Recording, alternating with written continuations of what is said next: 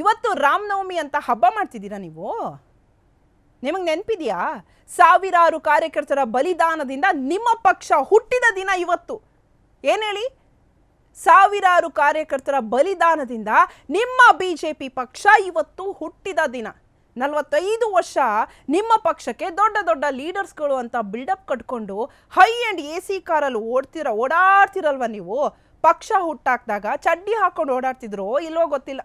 ಅವತ್ತು ಪಕ್ಷಕ್ಕೆ ಜೀವ ಕೊಟ್ಟ ವಿನಯ್ ಅಂತ ಲಕ್ಷಾಂತರ ಕಾರ್ಯಕರ್ತರು ಯಾವತ್ತೂ ಅಧಿಕಾರ ನೋಡಲೇ ಇಲ್ಲ.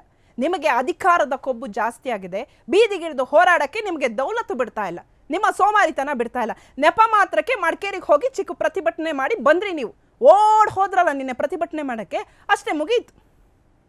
ಇವತ್ತು ನಿಮ್ಗಿಂತ ದೊಡ್ಡ ಪ್ರತಿಭಟನೆನ ಕಾಂಗ್ರೆಸ್ನವರು ನಿಮ್ಮ ವಿರುದ್ಧ ಮಾಡಿಸಿದ್ದಾರೆ. ಇಲ್ಲಿ ನಿಜಕ್ಕೂ ವಿರೋಧ ಪಕ್ಷ ಯಾವುದು ಅನ್ನೋದು ಗೊತ್ತಾಗ್ತಿಲ್ಲ ನನಗೆ. ರಾತ್ರಿ ಬೆಂಗಳೂರಿಗೆ ಬಂದವರು ಇವತ್ತು ಪಾನ್ಕ ಮಜ್ಜಿಗೆ ಕೋಸುಂಬ್ರಿ ತಿಂತ ಅಡ್ಡಾಡ್ತಿದ್ದೀರ.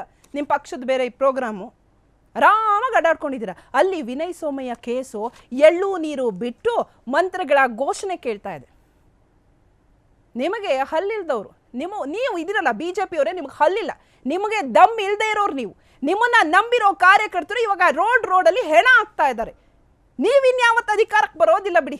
ನೀವು ಈ ಜನ್ಮದಲ್ಲಿ BJP ಅವರು ಅಧಿಕಾರಕ್ಕೆ ಬರಲ್ಲ ಇದೇ ಥರ ರೋಡಲ್ಲಾದರೆ.